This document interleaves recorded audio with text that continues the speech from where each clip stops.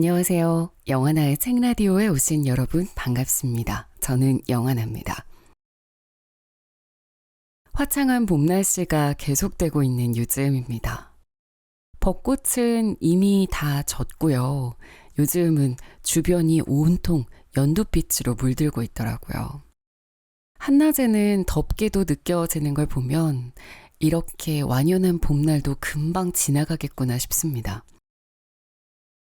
제가 지난번 영상에서 요즘 인생의 속도에 대해 고민을 하고 있다고 말씀을 드렸었는데요.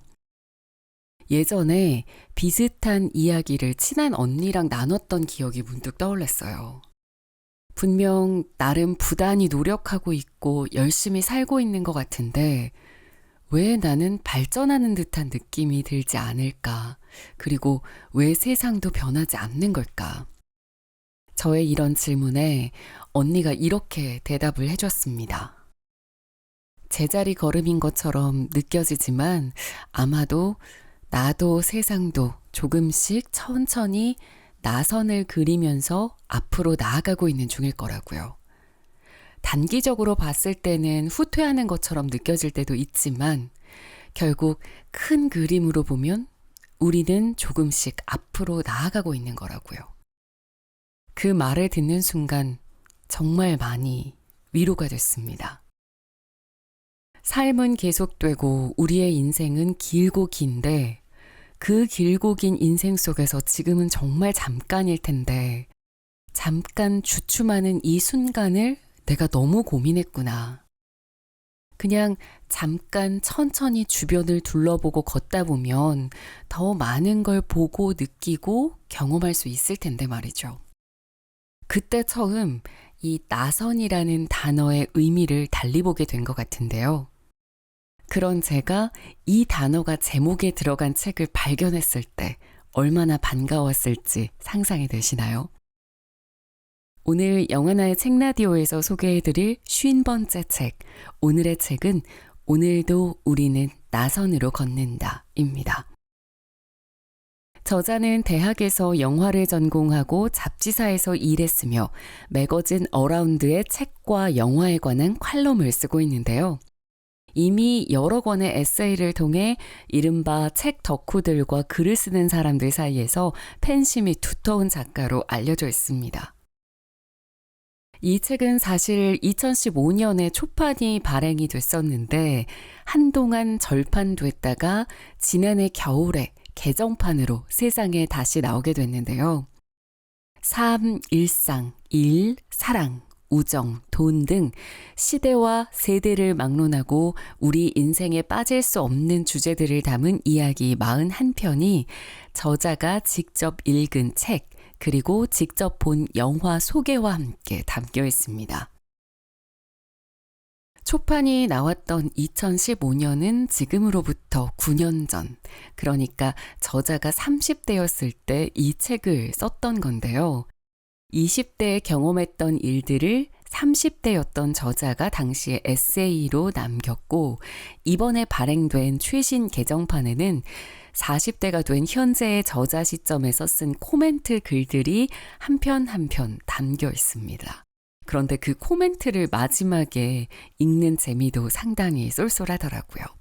그럼 지금부터 저와 함께 책 읽어보실까요? 주말 아침 인사이드 아웃을 보러 갔다. 픽사는 역시 대단하다. 이런 소재로 과학적이면서도 철학적이고 서정적이면서도 지적이고 슬프면서도 웃긴 애니메이션을 만들 수 있다니. 영화의 주인공인 라일리가 태어나는 순간부터 그녀의 머릿속 감정을 주도하는 존재는 바로 기쁨이다.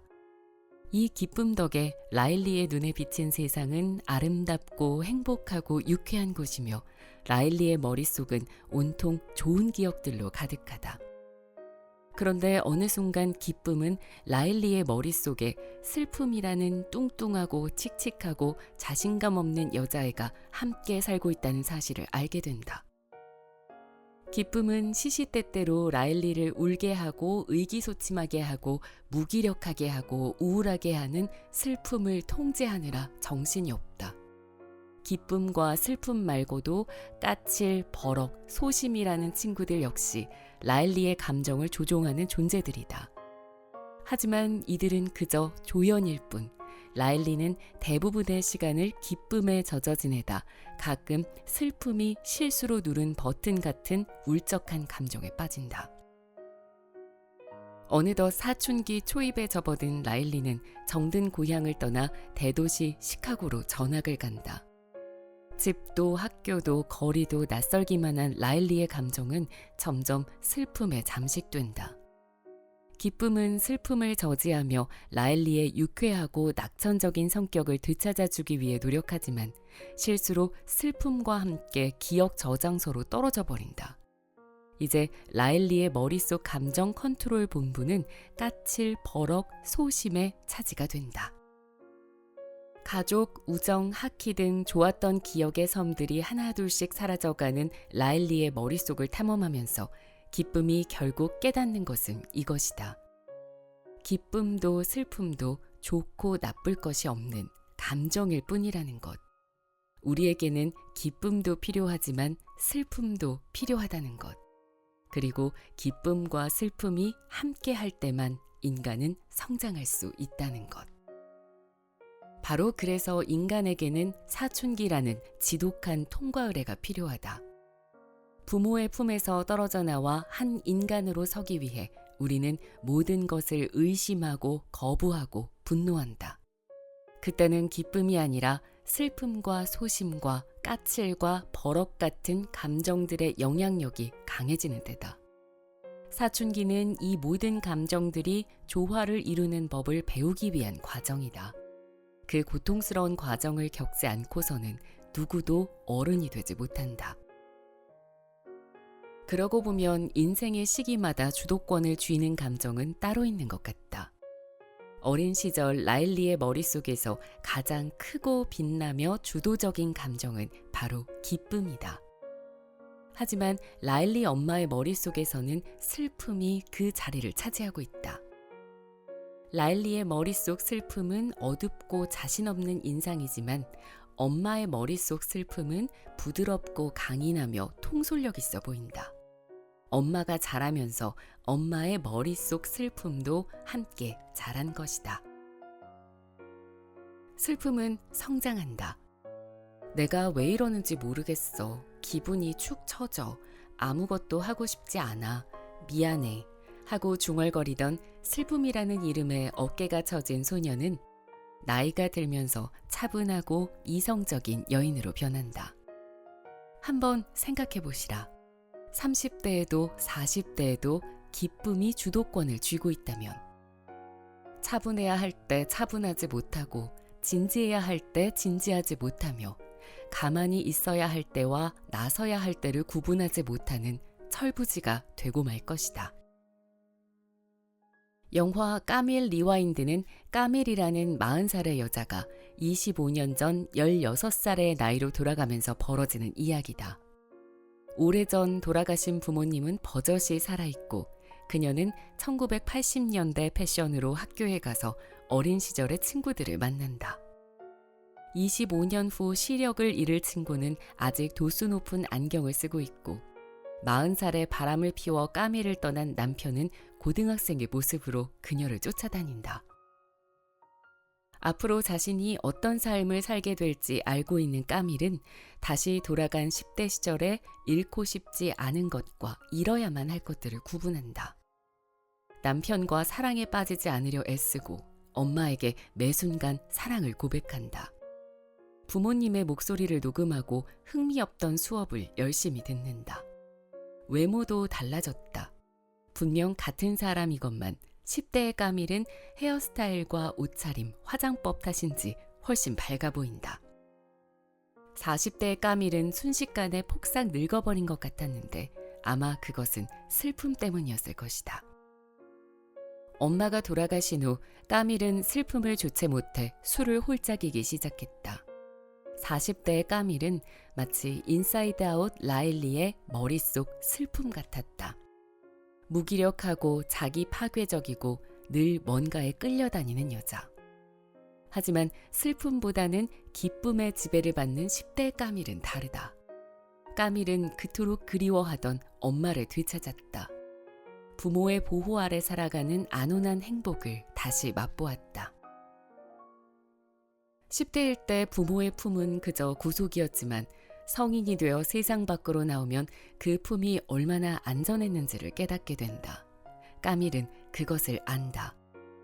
모든 것을 혼자서 선택하고 결정하고 책임져야 하는 어른의 인생이 얼마나 벅찬지를. 그래서 어떤 어른들은 실패하기도 한다는 것을. 자신의 인생도 그렇게 실패했다는 것을. 까밀은 모든 걸 되돌리고 싶다. 남편과 사랑에 빠지지만 않는다면, 엄마가 일찍 죽지 않는다면 자신의 인생도 달라질 것 같아서다. 그런 면에서 40대의 까밀은 아직 덜 자란 어른이었는지도 모른다. 슬픔과 기쁨의 조화를 익히지 못한 어른 말이다. 그러나 인생을 되돌려도 까밀은 예정된 수순대로 남편과 사랑에 빠져 임신하고 엄마의 죽음을 막지 못한다. 까밀의 운명은 달라지지 않았다. 그럼에도 까밀은 달라진다. 그녀는 엄마를 사랑할 줄 아는 딸로서 엄마를 떠나보낼 수 있었다. 그토록 미워했던 남편과 사랑에 빠진 순간을 다시 한번 겪으면서 까밀은 더 이상 그를 미워하지 않을 수 있었다. 까밀의 고장난 시계를 고쳐주어 그녀를 과거로 돌려보낸 시계방 주인은 현재로 돌아온 까밀에게 이렇게 말했다. 용기를 주렴. 바꿀 수 있는 걸 바꿀 수 있는 용기와 바꿀 수 없는 걸 받아들이는 마음의 평정을, 그리고 그 차이를 아는 현명한 말이야. 과거의 것들은 여전히 우리의 인생에 영향을 미친다. 하지만 까밀이 물리 수업 시간에 들은 이야기처럼 우리가 보고 있는 별의 빛은 지금 존재하는 것이 아니라 40억 년 전의 것이다. 마찬가지로 지금 우리를 고통스럽게 만드는 과거의 상처 역시 이미 지나간 것이다. 기시미 이치로의 책 미움받을 용기에서는 어떤 경험도 성공이나 실패의 원인이 아니라는 이야기가 있는데 그 말이 맞을지도 모른다. 40대의 까밀은 엄마가 돌아가신 아픔 때문에 알코올 중독에 빠진 것이 아니라 그저 술을 마시고 싶었기 때문에 마신 것이다. 남편이 떠난 것은 남편이 바람을 피우며 가정을 소홀히 해서라기보다는 술에 빠진 까밀이 남편을 밀어냈기 때문인지도 모른다. 그래서 까밀에게 필요한 것은 용기다. 바꿀 수 있는 걸 바꿀 수 있는 용기, 바꿀 수 없는 걸 받아들이는 마음의 평정, 그리고 그 차이를 아는 현명함. 다시 10대가 된 까밀이 남편과 사랑에 빠지지 않기 위해 애쓴 이유는 그가 떠나버린 후 삶이 망가지거나 황폐해질 것이라 믿어서였다. 하지만 40대로 다시 돌아온 까밀은 망가지지도 황폐해지지도 않는다. 엄마가 돌아가신 후 까밀은 엄마의 목소리를 녹음한 테이프를 듣는다. 그때 엄마는 집안으로 잘못 날아든 작은 새를 사로잡아 밖으로 내보내면서 이렇게 말했더랬다. 처음엔 많이 추워도 따뜻한 곳이 있단다. 너의 집을 찾아가렴. 행운을 빈다. 어른으로 혼자 살아가는 일은 집도 없이 추위 속에 맨몸으로 내던져지는 것과 같다. 하지만 엄마의 말대로 우리는 곧 따뜻한 곳을 찾아낼 것이다. 그건 행운이 필요한 일이지만 언젠가는 반드시 그 행운이 찾아올 것이라 믿고 힘을 내어 살아갈 수밖에 없다. 이제는 전 남편이 된 남편에게 처음으로 따뜻한 미소를 지어 보인 뒤 홀로 씩씩하게 눈 덮인 길을 걸어가는 까밀처럼 슬픔과 기쁨의 평화로운 공존을 이루어낸 진짜 어른 까밀처럼 말이다.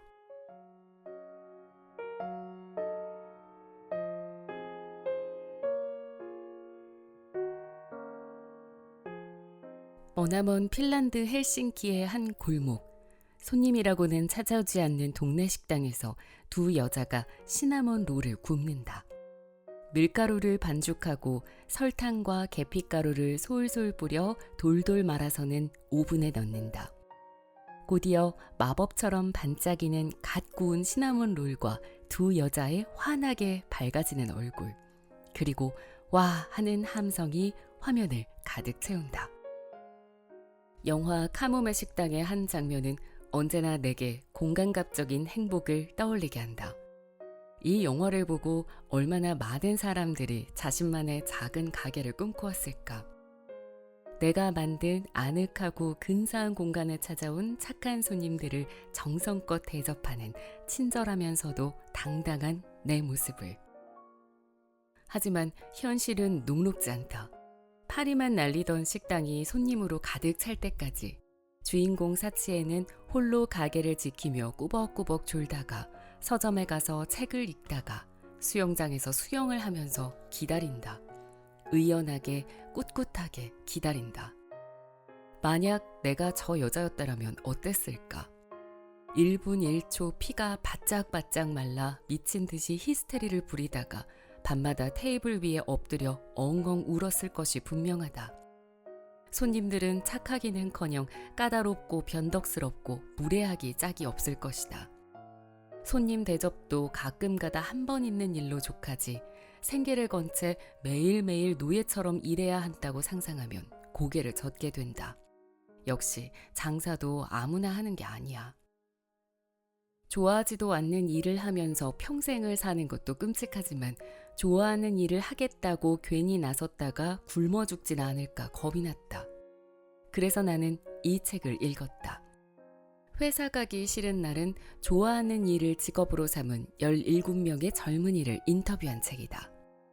제목에서 느껴지는 어쩐지 무책임하고 낭만적인 분위기와는 달리 이 책 속의 목소리들은 좋아하는 일을 하며 살아가는 차갑고 묵직한 현실을 담담하게 고백한다. 어떻게 보면 자기 일을 한다는 것은 하루살이 같습니다. 위기가 오고 어떻게든 버텨내고 또 위기가 오고 다시 버텨내고 그렇게 하루하루를 보내면서 시간을 이겨내는 것이죠.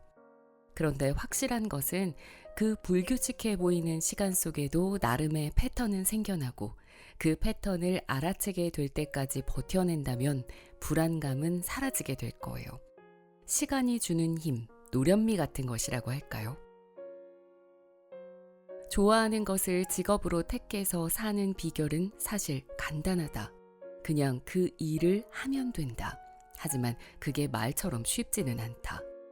그 시간들을 몇 줄의 짧은 문장으로 정리하기 위해 이들은 얼마나 많은 산을 넘고 얼마나 많은 돌부리에 걸려 넘어지고 얼마나 많은 눈물을 흘려야만 했을까. 그들이 의연하게 말하는 대로 그 경험들이 그들의 피와 살이 되었을 것이다. 좋아하는 일을 하며 고군분투하는 시간 자체가 곧 그들의 인생이 된 것이다. 보통 어떤 일을 할 때는 들인 노력과 시간만큼의 금전적 보상이 있어야 할 것 같다. 인생을 성공이라는 문을 열기 위해 통과해야 할 긴 여정으로 보는 시각에서라면 그렇다. 하지만 내가 좋아하는 일을 하면 성공과 실패에 관계없이 일이 곧 내 인생이 된다. 그것은 하루 24시간 주말 휴일 할 것 없이 머릿속에서 일 생각이 떠나지 않는다는 걸 뜻하고 일 때문에 자료 검색을 하거나 사람들을 만나고 서류를 작성하는 시간도 나를 위한 시간이 된다는 걸 뜻한다. 일과 사생활을 애써 분리해야만 하는 삶과는 다른 식의 접근법이 필요한 것이다. 욕심은 접기로 했어요. 좋아하는 일을 하면서 돈도 벌고 인정도 받고 여러 가지를 충족시키려 하지만 그 모든 것을 다 가질 수는 없다고 생각합니다. 한두 가지를 버리면 좋아하는 것을 해나갈 수 있다고 생각해요. 카모메 식당에 손님이 토웅들지 않는 것이 걱정된 미도리가 핀란드 사람들의 입맛에 맞는 주먹밥을 만들어 보자고 제안하자 사치에는 별로 내키지는 않는 것 같지만 일단 한번 해보자며 승낙한다. 강해야 할 때는 화를 내고 부드러워야 할 때는 종종 비굴해지는 나는 사치에의 강인하면서도 부드러운 태도가 언제나 부럽다. 어쩌면 내가 부러워했던 것도 그냥 카모메 식당이 아니라 사치에의 카모메 식당이었을 것이다. 가방을 잃어버린 채로 카모메 식당에 도착한 또 다른 일본 여성 마사코는 사치에에게 좋아 보여요. 하고 싶은 일을 하면서 사는 거 라고 말한다. 그 말에 우리의 사치에는 이렇게 야무진 답을 내놓는다. 하기 싫은 일을 하지 않을 뿐이에요. 하지만 우리는 안다. 하기 싫은 일을 하지 않기 위해서는 좋아하는 일을 정말로 열심히 해야 한다는 사실을. 만약 장사를 시작하기로 했다면 어떤 분야가 되었든 사람에게 물건을 파는 일은 상상 이상의 희생과 노력이 필요하다는 걸 아셔야 합니다. 이런 부분은 무조건 참고 견디는 것만으로 해나갈 수 있는 부분이 아니라고 생각해요. 미칠 정도로 좋아하는 마음 하나가 있어야 나머지 수백 수천 가지의 어렵고 힘든 부분을 견뎌낼 수가 있어요. 또 그렇게 미쳐서 힘든지도 모르고 해나가야 성공도 할 수 있다고 생각하고요. 본성이 악착 같은 사람이 따로 있는 게 아니고 좋아하는 일을 하면 자연스럽게 악착같이 버티게 됩니다. 좋아하는 일은 오랫동안 꾸준히 열심히 해도 질리지 않는 일이다. 누가 뭐라고 해도 끝까지 포기하지 않을 수 있는 일이다. 그런데 그런 일을 찾는 것은 그리 쉽지 않다. 사실 자기가 무엇을 좋아하는지 아는 것조차 엄청난 행운이라고 봐도 무방하다. 많은 사람이 35살이 넘어서야 자신이 하는 일이 그래도 내가 가장 좋아하는 일이라는 것을 받아들인다. 그 일은 한때 우리를 질리게 했고 여러 번 벗어나 보려고도 했던 일이다. 하지만 결국에는 그 일이야말로 우리가 가장 잘할 수 있고 또 좋아할 수 있는 일이라는 사실을 뒤늦게 알아차리게 될지도 모른다. 완벽한 일이나 성공, 행복은 운명처럼 찾아오지 않는다. 때로 우리는 자신이 갖지 못한 것에 정신이 팔려 자신이 가진 것을 외면한다. 야심만만하던 20대 초반에 나는 내가 이렇게 살게 될 거라고는 전혀 상상하지 못했다. 밥이나 벌어 먹고 살 수 있을까 전전긍긍하던 내심에는 좀 더 중요하고 멋진 사람이 되어 있을 줄 알았다. 대단히 유명한 사람이나 잘 나가는 사람, 영향력 있는 사람. 하지만 결국 이도저도 아닌 채로 30대가 되고 말았다.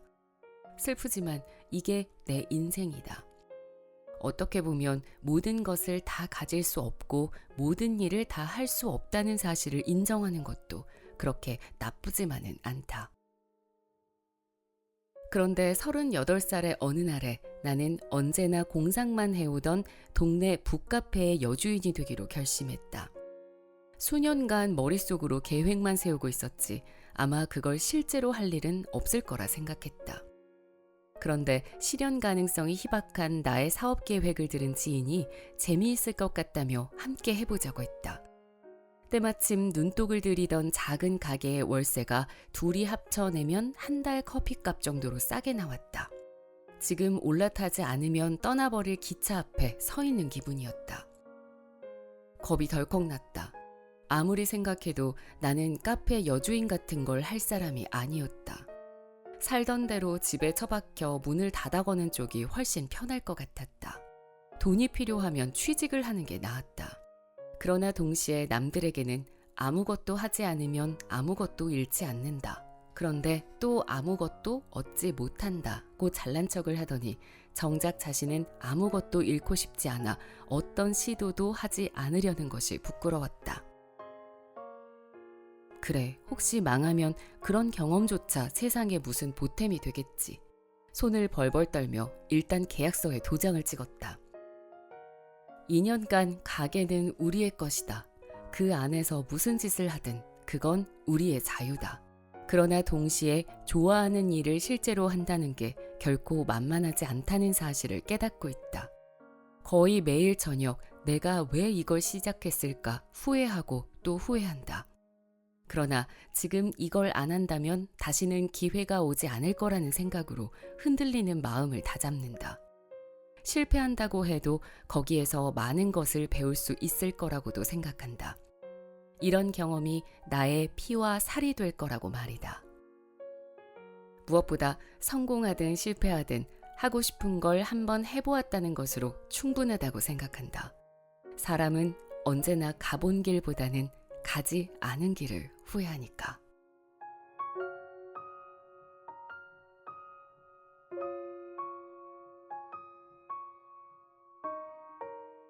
나는 남의 조언을 듣는 것을 좋아하거나 심리 상담을 받거나 기도를 하거나 점을 보러 다니는 타입은 아니다.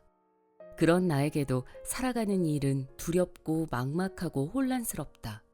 그럴 때 나는 무엇을 하는가 하면 책장에 꽂힌 좋아하는 책들을 하나씩 뽑아서 읽는다.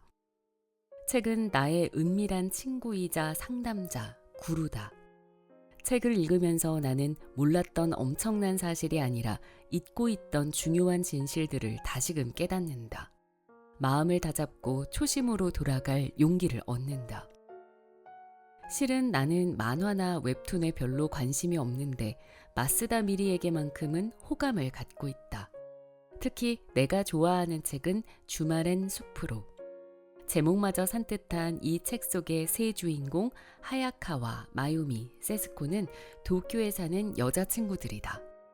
그중 하야카와는 문득 그래 시골에서 살자 결심하고는 여행이라도 떠나듯 가볍게 시골로 가버린다. 보통 젊은 여자가 시골에서 살겠다고 하면 대단한 결심이 필요할 것 같지만 하야카와에게는 그렇지 않다. 그냥 한번 해보지 뭐. 마인드인 이 유연한 여자는 시골에 산다고 농사를 짓는다거나 슬로우 라이프를 추구하지도 않는다. 텃밭 농사는커녕 택배로 채소를 배달해 먹고 친구들이 도쿄에서 사온 맛난 디저트를 반가워한다. 하야카와가 인생의 무대를 옮기는 데는 그 어떤 거창한 슬로건도 필요하지 않다. 이런 삶을 살아야 한다, 저런 사람이 되어야 한다며 스스로를 속박하지도 않는다. 하야카와는 그저 물 흐르듯 담담하게 자신이 살고 싶은 삶을 조용히 살아나가는 사람이다. 도쿄의 친구들은 하야카와네에 놀러와서 함께 숲을 산책하고 카약을 탄다. 이 담백하고 깊이 있는 만화책에는 종종 마음에 새겨둘 만한 구절들이 등장하는데 그건 이런 식이다. 숲 산책을 갔다가 해가 지자 헤드라이트를 켜고 걷던 하야카와는 친구 세스코에게 숲에는 돌이나 나무뿌리가 있어서 어두울 때는 발밑보다는 조금 더 멀리 보면서 가야 한다고 말한다. 도쿄의 여행사에서 일하는 세스코는 팍팍한 일상을 보내던 중 손님들의 무례함에 지쳐 일을 그만둘까 생각한다. 그러다 문득 숲에서 들은 하야카와의 말을 떠올리게 된다. 조금 더 해보고 정말로 싫어지면 그때 그만두면 돼. 부러지지 않도록 부드럽게. 어두운 곳에서는 바로 발밑보다 조금 더 멀리 보면서 가야 해. 어두울 때는 발밑보다 조금 더 멀리. 작은 불상사가 생겨도 그것을 10배쯤은 뻥튀기해서 생각하고 한치 앞만 보며 전전긍긍하는 나에게 이것은 가슴에 압정으로 꽂아두고 싶은 말이다. 일이 잘 안 풀릴 때, 힘들 때, 혼란스러울 때 발밑만 보고 걷다가는 앞으로 닥칠 크고 작은 위험들에 걸려 넘어질지도 모른다. 현재의 어려움에 파묻혀 허우적대다가 잘못된 길로 발을 들일 수도 있다.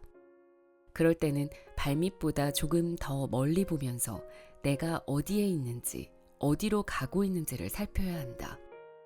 그러고 난 후에 지금 할 수 있는 일과 해야 할 일이 무엇인지를 차분히 알아내야 하는 것이다.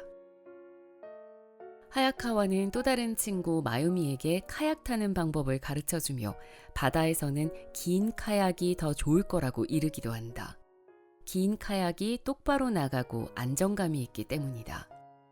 큰 바다에서 목적지를 향할 때는 똑바로 나가는 것이 빠르고 강이나 호수에서는 작게 회전할 수 있는 것이 편리하다. 똑바로 갈 것인지 작게 회전하면서 빠져나갈 것인지 상황에 맞는 것을 선택하면 된다.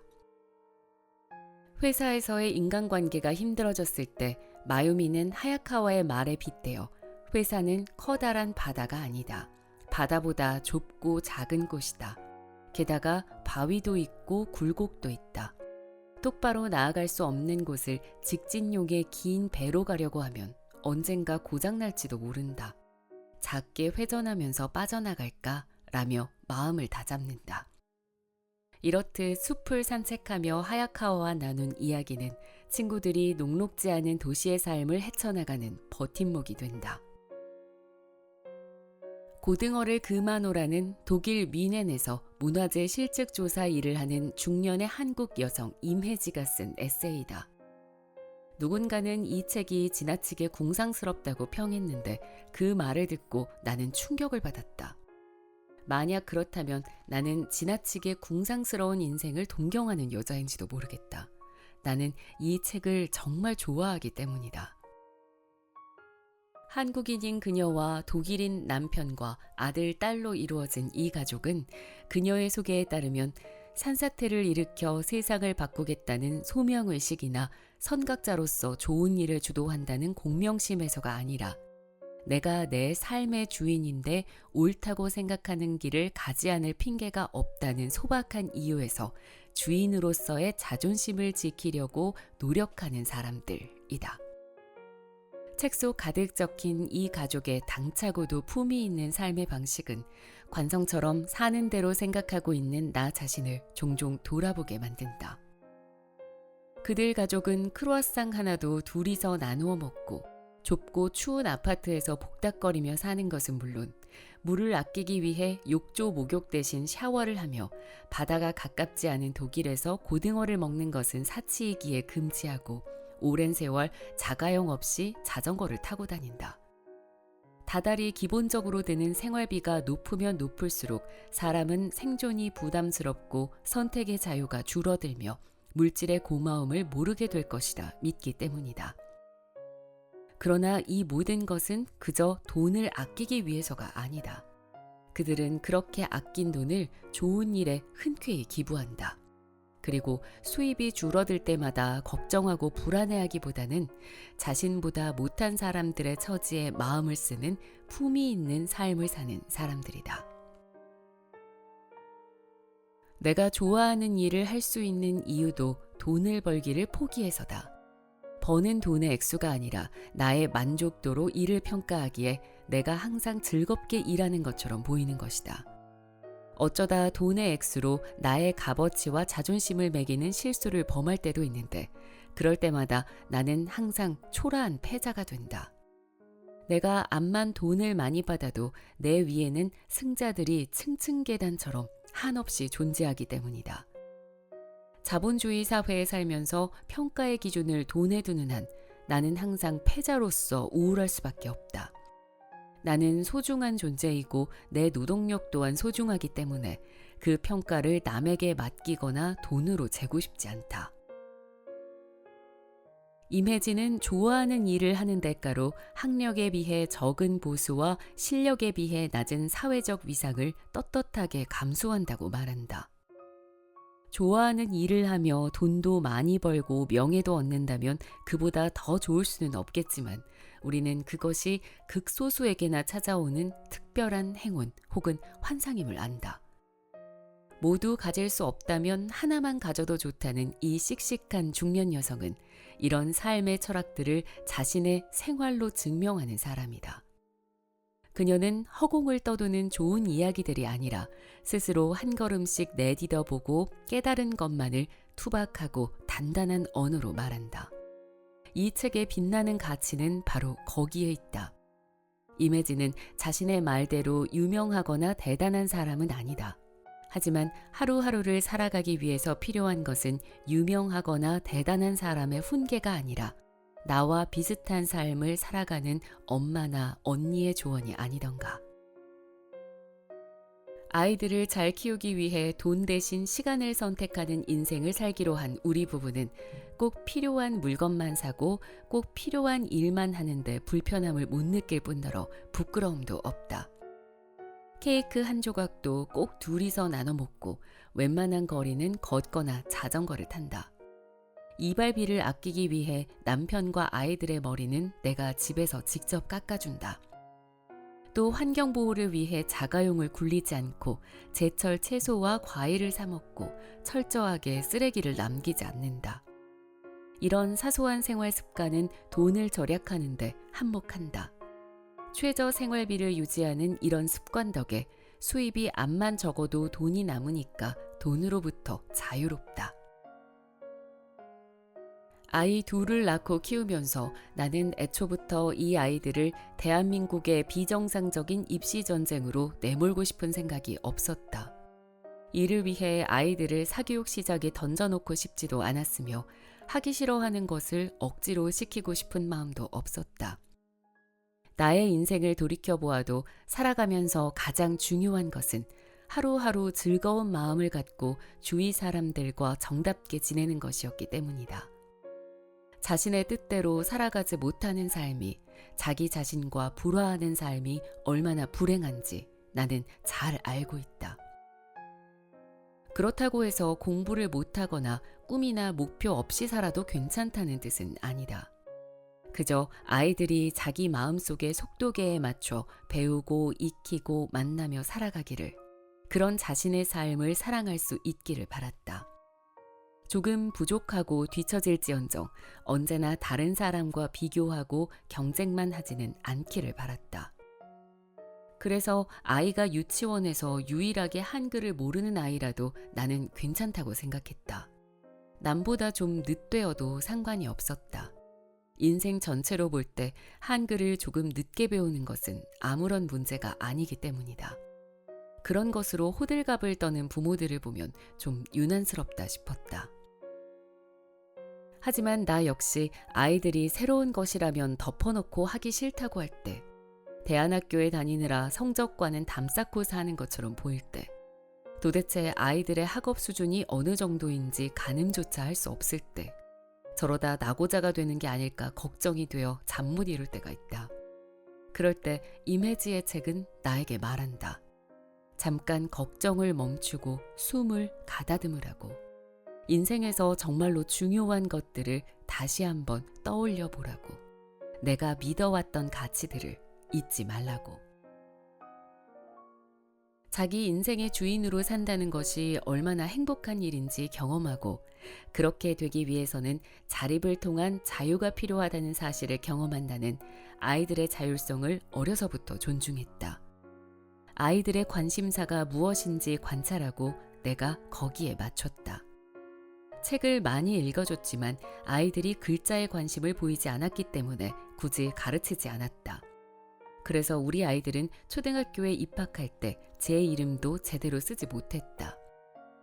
학교에서 스스로의 힘으로 하나씩 배워가는 기쁨을 맛보는 것이 인생의 유익한 일이지, 그 나이에 남보다 조금 더 먼저 안다는 게 무슨 의미가 있을까? 내가 살고자 하는 모습은, 내가 가고자 하는 길은 다수가 옳다고 믿는 것과는 다를지도 모른다. 그런 사실이 나는 가끔 두려워진다. 어느 날 갑자기 낯선 나라의 낯선 거리에 떨어진 이방인이 된 느낌이다.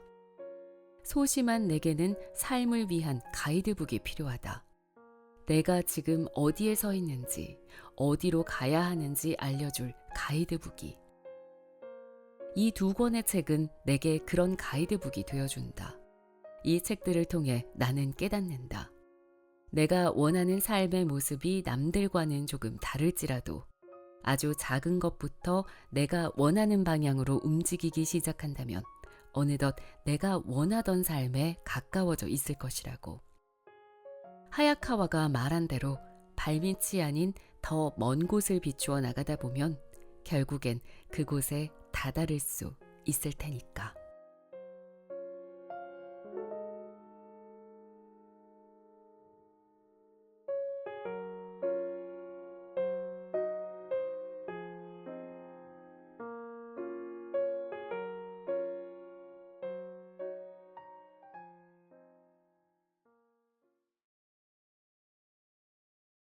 영하나의 책라디오 50번째 책, 오늘도 우리는 나선으로 걷는다 였습니다.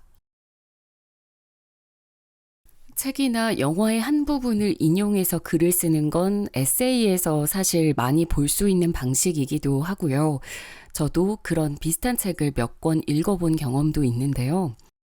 같은 방식으로 글을 쓴 다른 에세이들보다 이 책이 유독 더 좋았던 이유는 저자가 영화를 전공하고 영화에 대한 칼럼을 오래 써온 덕분일까요? 그 영화나 책을 전혀 보지 않았음에도 장면이 머릿속에 다 그려지고요. 저자의 글에 너무나 자연스럽게 녹아들어 있어서 인용이 책의 흐름을 막는 듯한 느낌이 전혀 없었습니다. 또 사람이라면 누구나 겪는 인생사 속 고민과 생각, 감정들을 마치 친한 언니가, 인생 선배가 작정하고 조언하는 게 아니라 그래, 맞아, 그럴 수 있지. 나도 그땐 그랬어 하면서 꾸밈 없는 덤덤한 문체로 편안하게 이야기를 풀어나가는 느낌이라 더 공감하게 하고 한 번 더 생각하게끔 만들어주는 게 바로 이 책의 매력이라고 할 수 있을 것 같습니다. 이 책을 읽으면서 오랜만에 저도 에너지와 열정이 가득했지만 불안했던 20대, 그리고 치열하게 일하면서 결혼하고 아이를 낳고 키웠던 30대를 떠올려 봤습니다. 20, 30대 때는 전혀 상상하지도 못했던 평생 직장이 될 것 같았던 회사를 박차고 나와서 이렇게 지금껏 한 번도 예상하지 않았던 삶을 살고 있는 40대의 지금의 제 모습을 보면서 와, 정말 인생이라는 건 한 치 앞도 알 수 없구나. 그래도 열심히 지금까지 잘 걸어왔다, 기특하다, 이런 생각도 들더라고요. 앞으로 내 앞에 어떤 인생이 펼쳐질지는 그 누구도 알 수 없잖아요. 바로 앞서 소개해드렸던 책인 느리게 산다와 이번 책까지 2권을 연달아 읽으면서 그 알 수 없음을 너무 불안함으로 여기지 말고 그냥 하루하루 곁에 있는 사람들과 즐겁게, 다정하게, 정답게 지내면서 나만의 속도로 그냥 뚜벅뚜벅 걸어가 보자 라고 다시 한번 다짐하게 됐습니다. 네, 오늘 영상은 이렇게 마무리하겠습니다. 다음 책으로 만날 때까지 모두들 안온한 나날들 보내시기 바랍니다. 감사합니다. 영화나였습니다.